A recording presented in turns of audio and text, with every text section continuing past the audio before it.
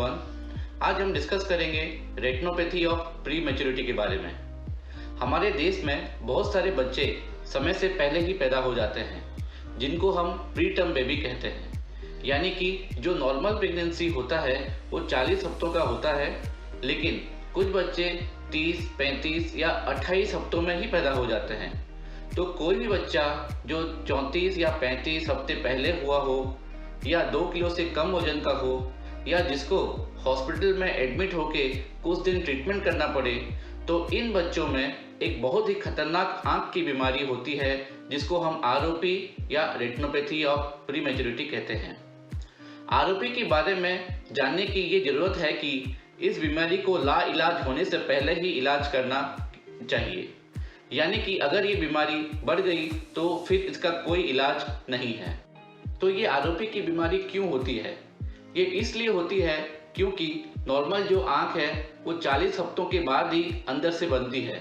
यानी कि आँख का जो पर्दा है, जिसको हम रेटिना कहते हैं, जो कि एक कैमरे की फिल्म की तरह होती है, जिससे कि हम देख सकते हैं और जो कि इरिप्लेसेबल है, क्योंकि ये जो रेटिना है उसका कोई ट्रांसप्लांट नहीं हो सकता। तो इस रेटिना की जो बनावट है, यानी जो ग्रोथ है, वो जन्म के टाइम पूरी नहीं होती है, वो 40 हफ्तों के बाद ही बनती है। सो इसलिए जो प्रीटर्म बच्चे होते हैं उनकी आंख बाहर से तो अच्छी दिखती है, लेकिन अंदर से वो पूरी बनी नहीं होती है। 15 से 20% ऑफ प्रीटर्म बच्चों में ये पर्दा सही ढंग से नहीं बनता है और आंख के अंदर पर्दे में खून आना शुरू हो जाता है और ये जो पर्दा है वो डिटैच होने लगता है। अगर एक बार पर्दा डिटैच हो गया, यानी कि अपनी जगह से निकल जाए, उसके बाद उसका इलाज बहुत ही मुश्किल हो जाता है। जो बहुत ही छोटे बच्चे हैं, यानी कि 27-28 वीक से पहले हो गए हैं, यानी 6-7 महीने में ही हुए हैं, या उनका वजन 1200 से 1500 ग्राम से कम है, तो इन बच्चों की आंखों 20 दिन के अंदर ही चेक करवा लेना चाहिए, क्योंकि इनमें बीमारी जल्दी आती है और बहुत तेज आती है, यानी बहुत फास्ट आती है। तो पहला स्टेप है 30 दिन रोशनी के, यानी कि अपने बच्चों की आंख जरूर आई स्पेशलिस्ट से चेक करवाएं। नंबर 2, एक बार चेकअप हो जाए तो एक बार अपने डॉक्टर से बात करिए कि क्या रिपोर्ट है, कि आंख बन गई है या नहीं बनी, अगला फॉलोअप क्या है। बहुत सारे बच्चों को हर हफ्ते 10 दिन 15 दिन देखते रहना पड़ता है, जब तक उनका रेटिना पूरी मैच्योर नहीं हो जाता। अगर बीच में कहीं भी कुछ प्रॉब्लम दिखती है तो इमीडिएटली उसका ट्रीटमेंट करना है। तो ट्रीटमेंट क्या है? नॉर्मल ट्रीटमेंट हमारा आरओपी के लिए लेज़र ट्रीटमेंट है, और कुछ बच्चों में इंजेक्शन की ज़रूरत पड़ती है, बट स्टैंडर्ड तो लेज़र ट्रीटमेंट है।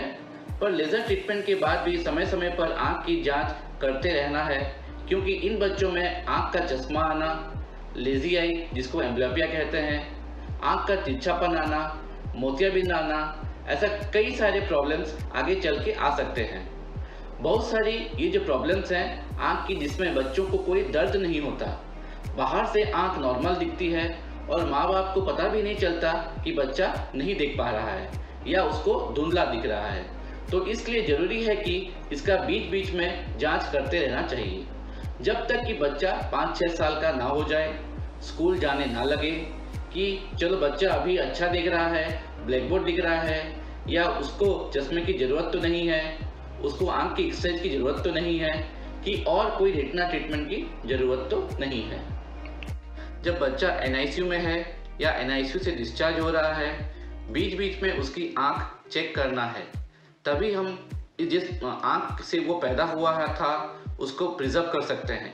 लेकिन हमने इसमें अगर कोई लापरवाही की या टाइमली फॉलोअप नहीं करवाया, तो फिर क्या हो जाता है कि आँख का रेटिना डिटैच हो जाता है। सो मेरे विचार से तो अगर बच्चे को हार्ट का कोई प्रॉब्लम है, या फीडिंग का कोई प्रॉब्लम है, या सांस का कोई प्रॉब्लम है, तो बाहर से सब कुछ दिख जाता है, डॉक्टर को, नर्स को, इवन पेरेंट्स को भी दिख जाता है कि बच्चा बीमार लग रहा है। लेकिन बच्चे को धुंधला दिख रहा है, इसका बाहर से कोई साइन नहीं होता, जब तक कि बच्चा 5-6 महीने का हो जाता है।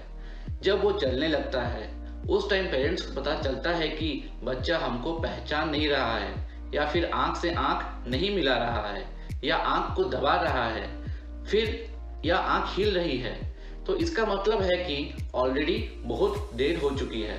उस स्टेज में ट्रीटमेंट करना बहुत मुश्किल हो जाता है। तो आपके बच्चे की आंख अच्छी दिख रही है या नहीं दिख रही है, वो देख रहा है या नहीं देख रहा है, इन सब चीज़ों को भुला के ये याद रखिए कि बच्चे का रेटिना चेक करना बहुत बहुत ज़रूरी है, देखने के लिए कि अंदर से आंख में क्या हो रहा है, वो बन रहा है या नहीं बन रहा है। तो मुझे पूरी उम्मीद है कि इस बात से सब doctors, nurses, health care workers, parents, grand parents सब ये बात को अच्छे से जान गए होंगे कि ये प्रीतम बच्चे की आंख को बचाने की जिम्मेदारी पूरी टीम की है। ये सब सिर्फ डॉक्टर्स की जिम्मेदारी नहीं है या पेरेंट्स की जिम्मेदारी नहीं है, सबको जागरूक रहना जरूरी है। तो याद रखिए 30 दिन रोशनी के।